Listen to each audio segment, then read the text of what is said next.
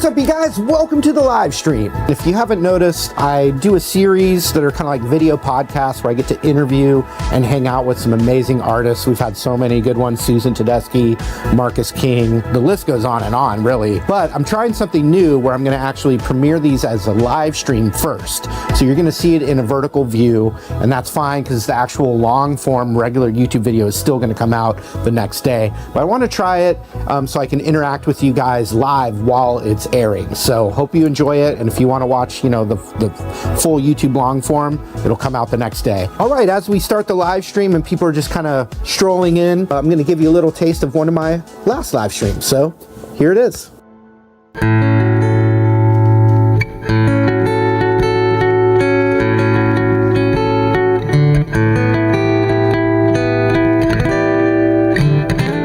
You can look to the stars for an answer when it's right at your door.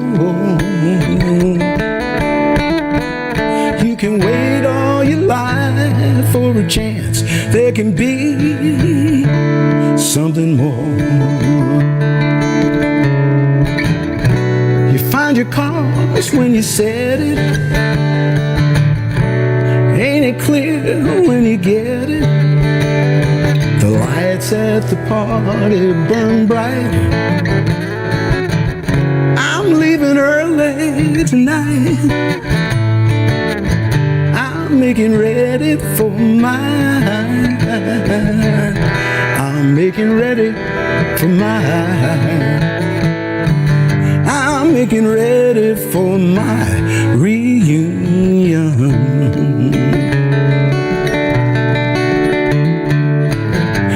Making ready for my reunion.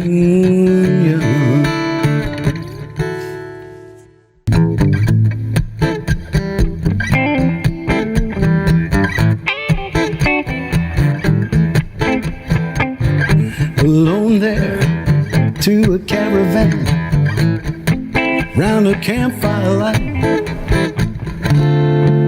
Lovely woman in motion, there you go. Hair as dark as the night. Her eyes were like that of a candle. They hypnotize me with love. G.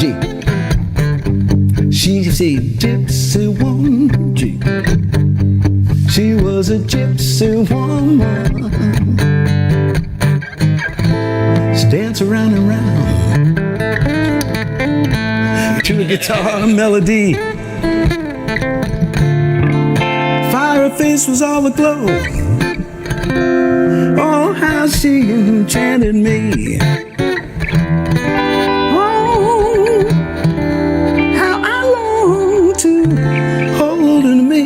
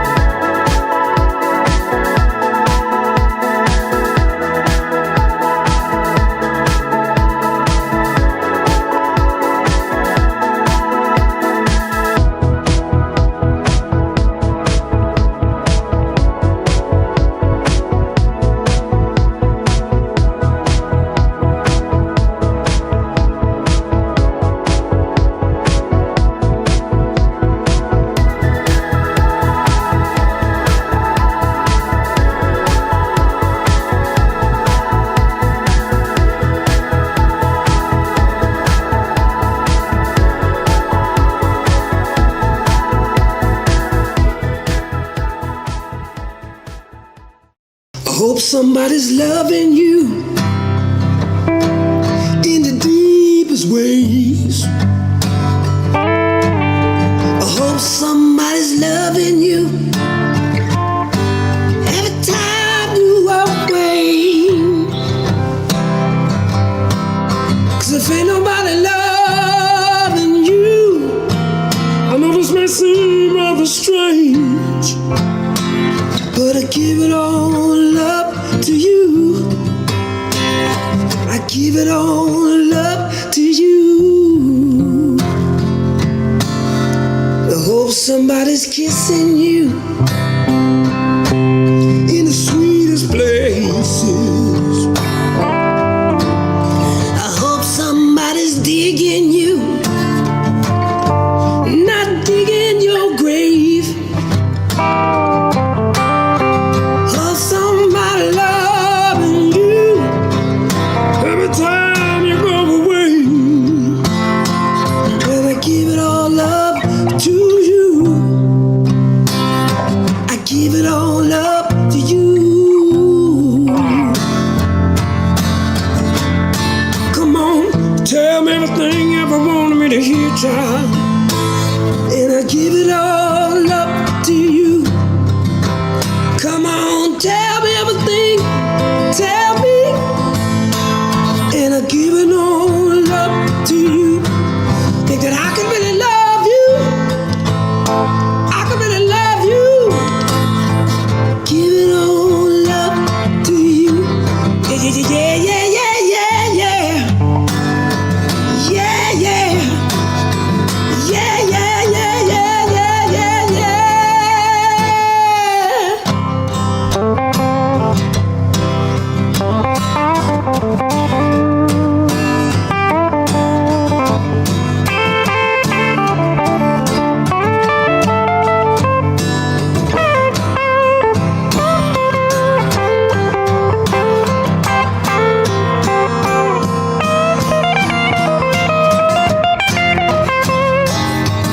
give it all up to you. Said I give it all up to you. I give it all up to you. Child, I will give it all up to you. Lord, I tell you, I give it all up to you. I seen her walking.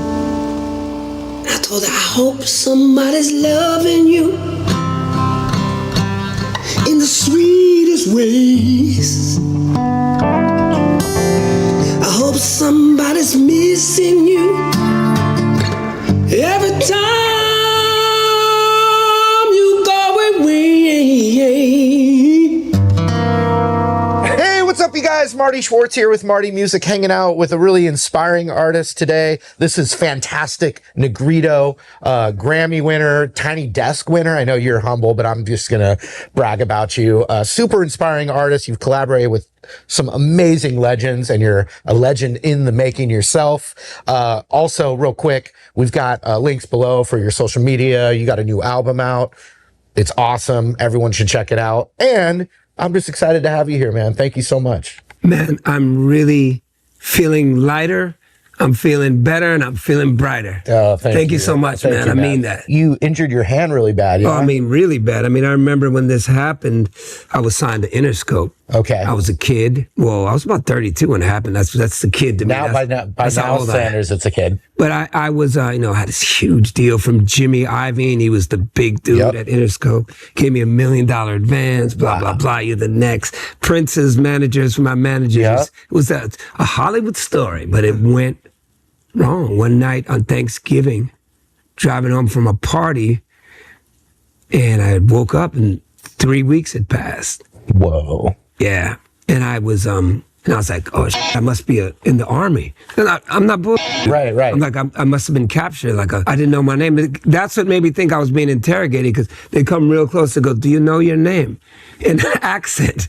And do you know, your name? Do you know where you are? So I was just like, this is so weird. So it took me a little bit of time, about 3 days afterwards, I started being conscious of where I was. And the first thing I said was, are my hands okay? Because, I was a pianist, really. Okay. And they were like, no, they're straight up. I'm like, come on, no, it's going to be all right. Nothing. Like, no, they're not okay. Was it a car accident? Car accident. Yeah. Yeah, I remember the doctor when he came, and they had, after about months later when they could take off bandages, they were all staples. I didn't know they used staples. So it goes all the way up my arm, and he's like, and it's swollen, and I'm like, oh, like that. I'm looking at this clunk of a arm that. At that point, though, did you remembered who you were? Yeah, at that point, I was good, and I remembered who I was, but I didn't remember where I hid my money. I used to not keep money in banks. I was a little strange. Now I do, so don't break in my house. Did you ever find that money? I found the money. Okay. It took me 8 months. I found the money. Okay. It was a lot of money, too. Yeah. I couldn't remember where I put the money. So don't ever hide your money because you may get into a coma and have amnesia. So that doctor, I remember he's a young doctor. He goes, oh, I heard you're a musician. He goes, man, you won't be playing again. Just get used to that. It's impossible. So I remember my heart just sank and I was like, oh, man. And I'm looking at this swollen, mangled flesh, man, which I would later name the claw. And I remember asking the doctor, because I like humor. I said, can I play bad? And he just looked at me like, what are you talking about? Like, yeah, what if I just play bad? So that helped me because I lost all my confidence. And I was like, I play bad. Yeah. Can't hold the pick and all that. I call it the claw. I call that turning the bullshit into good. It's man. like things that are messed up, lean into them, own them, and make them work for you. I mean, it's a good survival tactic. It's a great survival tactic. Yeah, you can use that in anything. Something about being from a huge family like that. You got to fight for everything. You got to survive. You fight for the food at the table. You fight for a glass of milk. You got it for clean socks. Somebody took them. Yeah. Somebody took your clean underwear. Somebody's in the bathroom. Everything was a fight.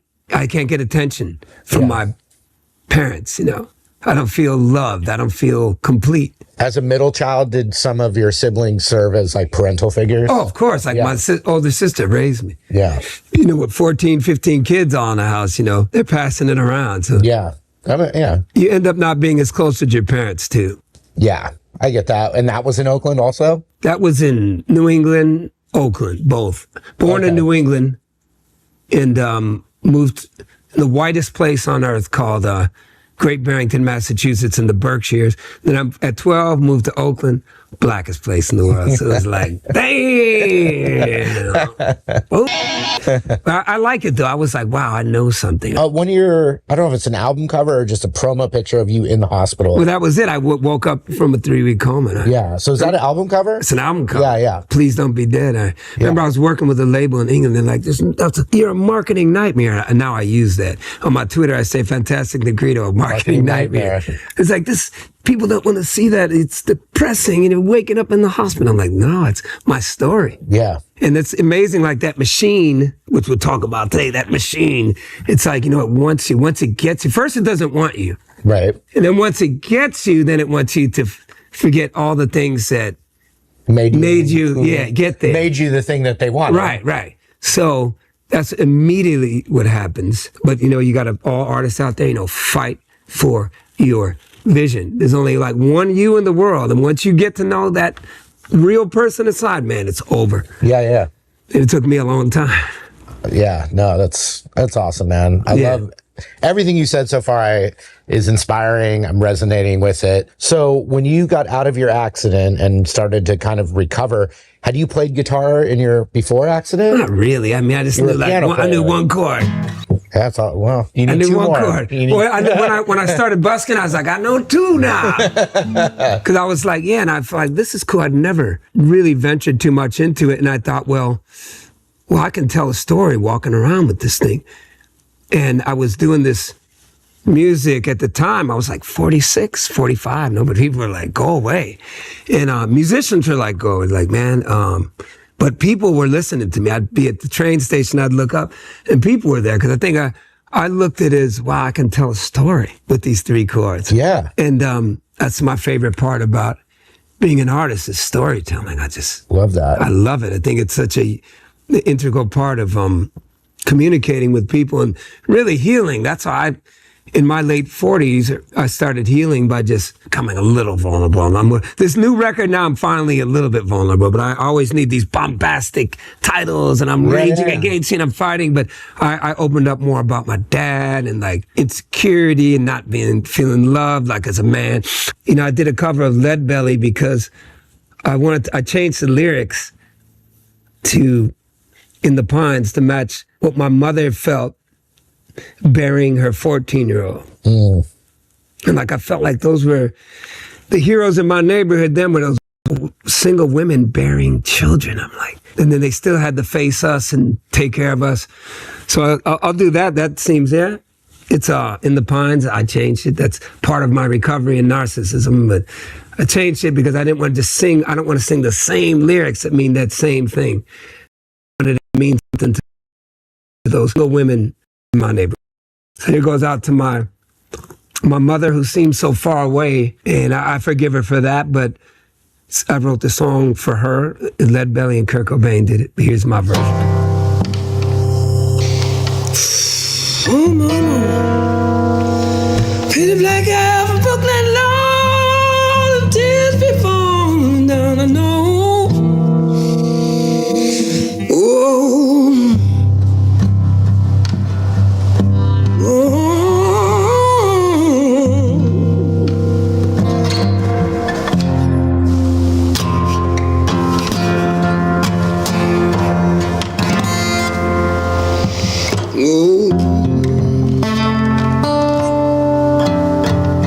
That girl, don't you ever lie to me. Don't you ever, ever, ever lie to me. Oh, black girl, don't lie to me. Tell me, where did you sleep last night? In the pines where the sun don't shine. Well, I shivered the whole night through. Oh, black girl, where will you go? To the place where the cold winds blow. In the pines where the sun don't shine. Well, I shivered the whole night through. She said,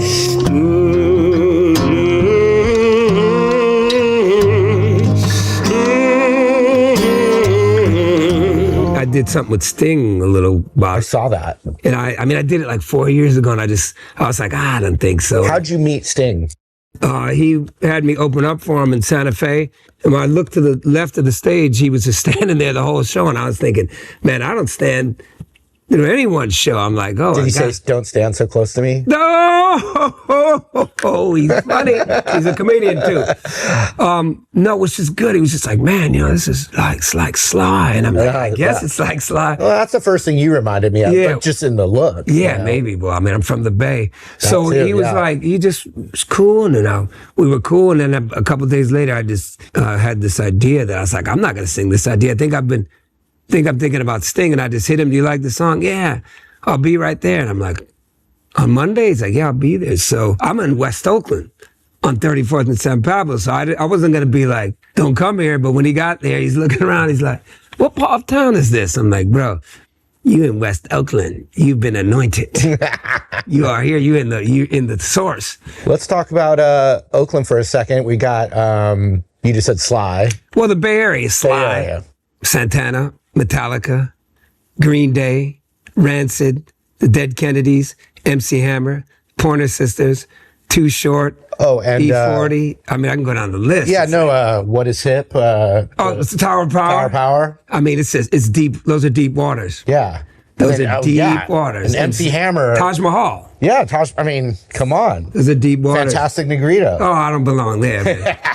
I don't belong there. Working on it. I put the doormat down. All right. Let me take your coat, sir. No, but you got to think like that always. No, you do. Now, real quick, he won Tiny Desk. I'm the inaugural Tiny Desk winner. It's like being the first black president. I was, out there playing my songs, and people like give me money, and I'm like, oh, this is great. And this kid comes up to me, like in my mind, and he goes like, well, your shit's different because it's kind of the blues, but it's kind of not. It's kind of funky, but it's not that funky. Yeah. You seem like you want to rock out, but you're not really rocking out. Like, this is interesting. And he goes, Tiny Desk is having a contest. And I'm like, what's Tiny Desk? That was my first. Being an old dude, I never heard it. I actually think that's where I first saw you. Yeah. Did you know what Tiny Desk was? Yeah. Well, of course, you were younger than me. I didn't know. Yeah. I was like, I never heard of it. Leave me alone. So this person kept coming back to me. Hey, there's X amount of days it's going to happen. You should submit for Tiny Desk because I think that It's just something that I think they would like you. And so I was playing with a guy in the band, my street band. He was like, yeah, he was 19. He goes, Tiny Desk. And I'm like, I keep hearing this Tiny Desk thing. They're having a contest. So I was just like, NPR, my lyrics, I'm not politically correct. I sold Coke to Hungry Eyes. I should have paid the Chinese girl. Man, I'm from Oakland, man. I grew up selling drugs. I mean, I'm been to jail. I've been arrested. Everything's wrong about me. I think NPR is going to hate me. But I did that one take in that elevator. I was like, all right, that's it. I'm done.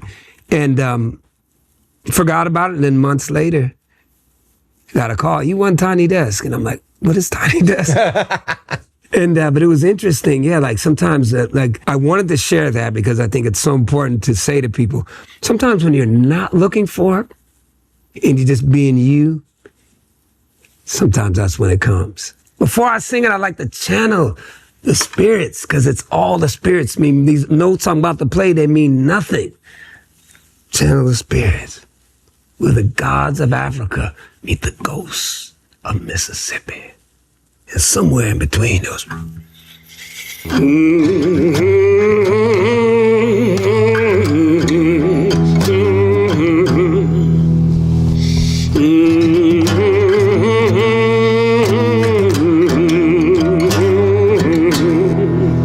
When you be lost in a crowd, you feel your thoughts out loud, lost in the wilderness of the sound. Get through the day, come on, don't drown. Life it goes fast, youth is gone. Feelings of loss, come on, grieve, move on. Stuck in that shadow of a lie that you tried to leave behind. And spirits sing.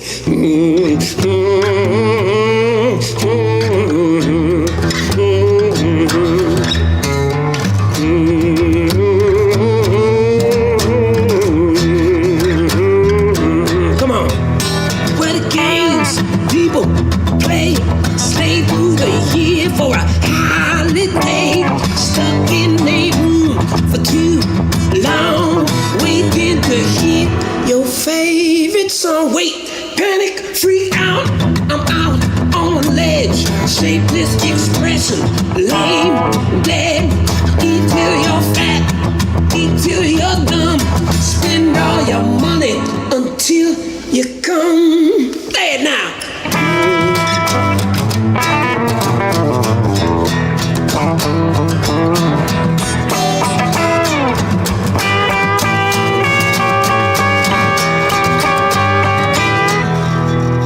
Where we travel, keep on traveling, try to find it. But I know that neither one of us can survive it. Ready to good Lord, we travel, Lord, we travel, trying to find it. I know, we're just people, lonely people, you and I. Oh, we're just people, baby, we're just people, you and I.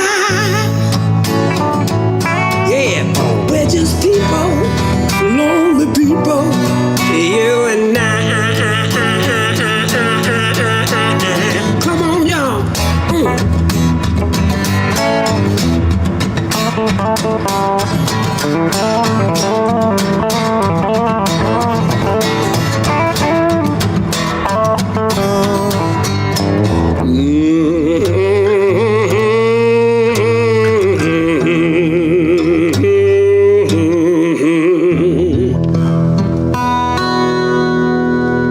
When we first booked this and I knew you were coming, I was really excited.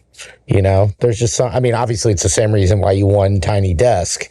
I don't know. I felt the same thing. I was just, you know, you just got something that I think people connect to, you know. That's important. I think it's an authenticity. Yeah, I mean, when you can get there, it's And you said vulnerability.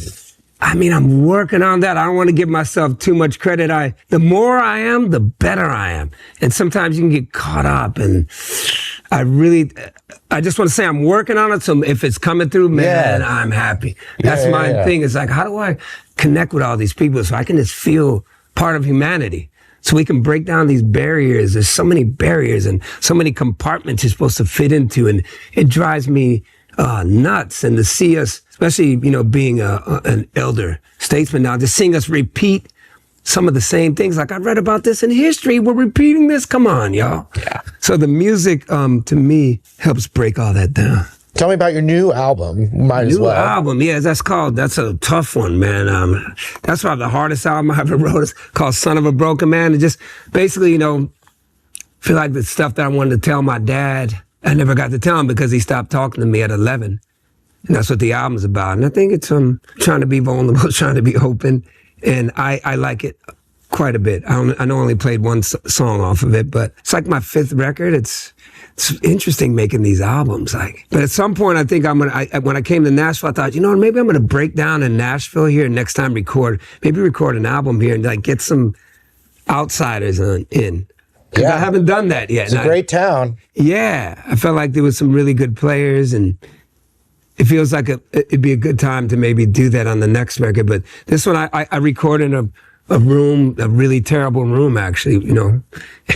But I get pretty good records out of it. Well, it's the performance. Listen to that. It's the performance. It is, It's man. the spirit. Yeah. What was the first thing you learned on guitar? I think before my accident, like someone had shown me the E chord, and it took me about a year to learn it. So that's why, like, all my high streaming songs are in E. I write a lot in E, but I really am. That's why I made sure to play in 3 different keys. I saw. So I try to write in every key. I think I have a song now in every key, and sing it in every key too, because that's important. So that was it. Just a boring E. First chord I learned. And then you were off to the races? Not during my early days. The only thing I read on the guitar was like the fantastic Negrito character. Yeah. He's the guy who started playing the guitar. Gotcha. So I was like, oh, I'm going to write. First thing I wrote is, night is turned today. Oh, night is turned today. Night is turned today. Oh, night is turned today. Down, down, down, down. Walking in the darkness. And I just see the light. So that's really was... Yeah, that was my first. Well, I used to play that at the bar for like hours. Let me go to a different section. It's the only song I know. Night is turned today. Let me go to the next stop. Night is turned today. Did you go day is turned to night? No, I never. I just said, oh, night is turned today. Because that to me was like coming out of the coma. That meant something deep to me. Yeah. That meant, America, we can do better. I see people sleeping on the street. People are depressed about this. I'm like, no, night is turned to day. Yeah. You know, I'm about the church without the religion. I gotcha. So did you know the keys or chords that you were doing, or note? Did you know the note? I just sum it all up. It makes it easy to sum it up. I was growing up in Oakland, you know, during the, it was a serious crime era, drugs and bad things were happening. I lost a brother, he was 14, gun violence. I lost a cousin, 16, gun violence. I lost one of my best friends growing up, shot in a barbershop. And when I say that, I'm always like, damn. And I always tell people, right here in the United States of America, all this happened to me. I wasn't in a war zone in Iraq. It was just so traumatic. And so I figured, like, I just got to do something different. So I started, I was in foster care. I got so many stories since I was like 14. So the lady worked at the university. So remember, I heard people playing the piano. And I would just say, like, oh, I could do that maybe. So I went and I would just go into those piano rooms. These are UC Berkeley people that paid their money to go there. Sure. And I just told the person, I'm a student, may I have a key, please? They looked at me. Maybe they're like, I feel sorry for this stupid kid. So I went in there. There's a piano there. And I was like, wow, look at this piano. I remember the day it was like magical kingdom of light. I just felt like this is going to keep me away from that. Bullets. So I sat there and I heard everybody playing Do, Re, Mi, Fa, Sol, La, Ti, Do. And I was like, I heard Do, Re, Mi, Fa, Sol, La, Ti, Do before. And I'm like, and once I figured that out, and then I figured I could play that in every key, then that opened up music. I mean, then I just started writing songs.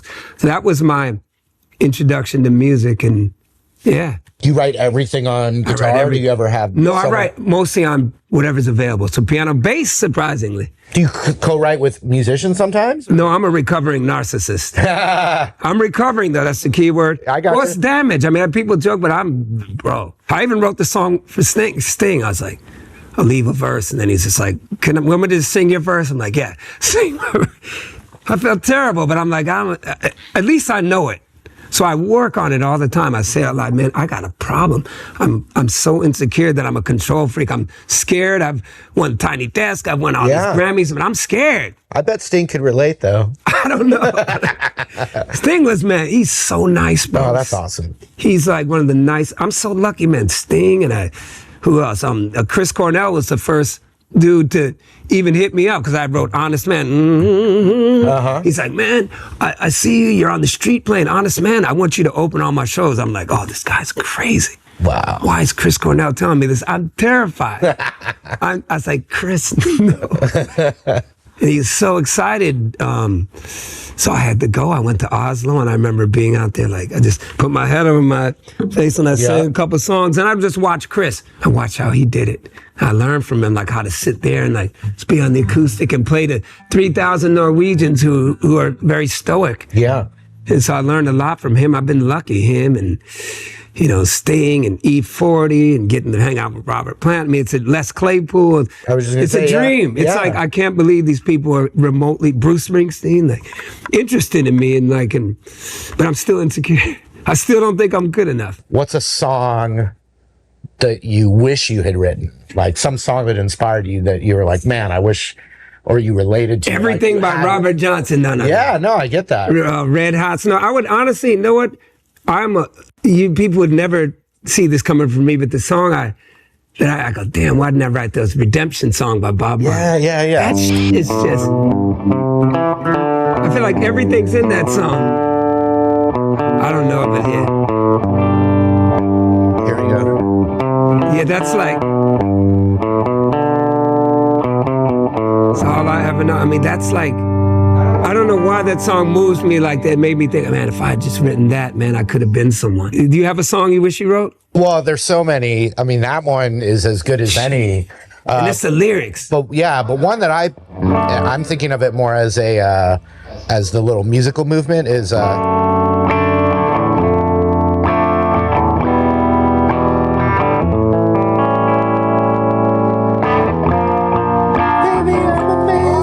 McCartney. That's actually a great song. Yeah.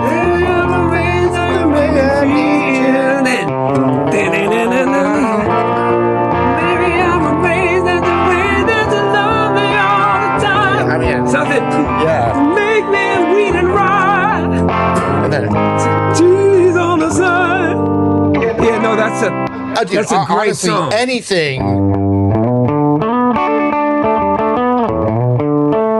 You know, Hendrix. Yeah.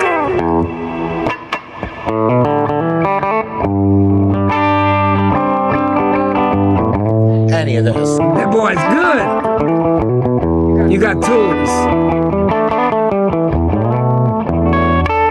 Yeah. Man, could I play like that one day?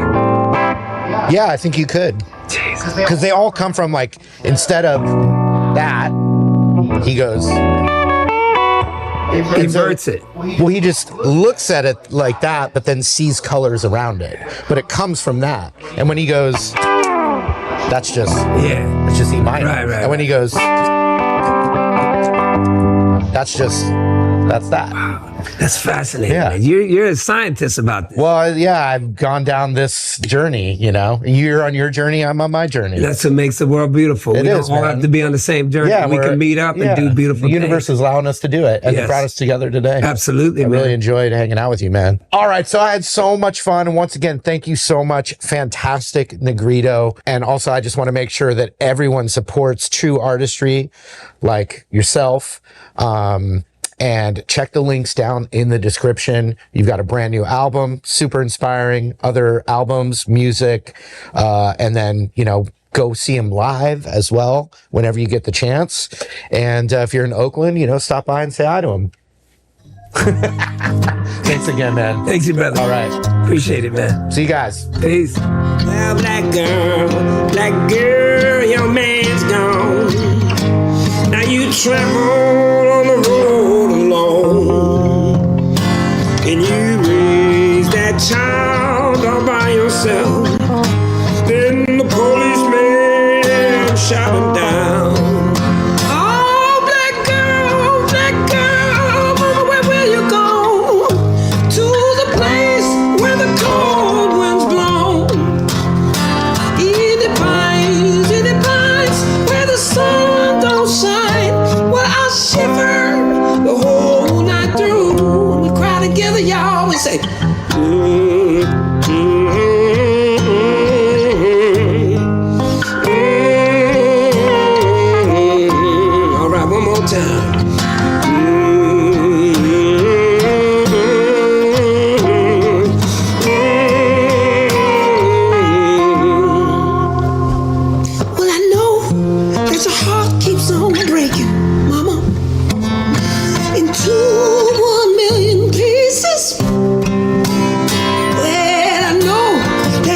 heart keeps on breaking. I know. Tell me, where did you sleep last night? Where, where, where, where?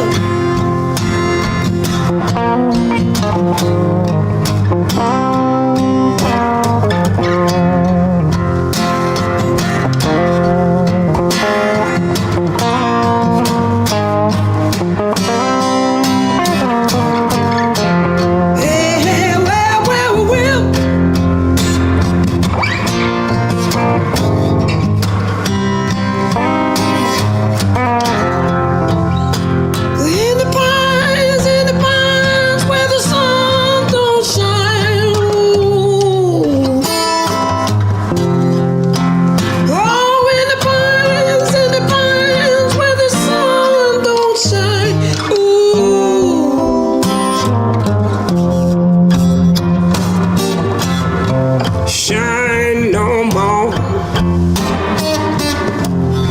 Shine no more.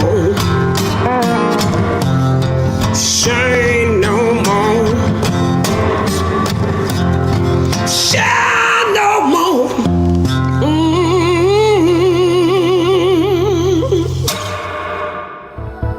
All right, guys, there was another one to check off the list. Hope you enjoyed it. I really had a lot of fun doing that session.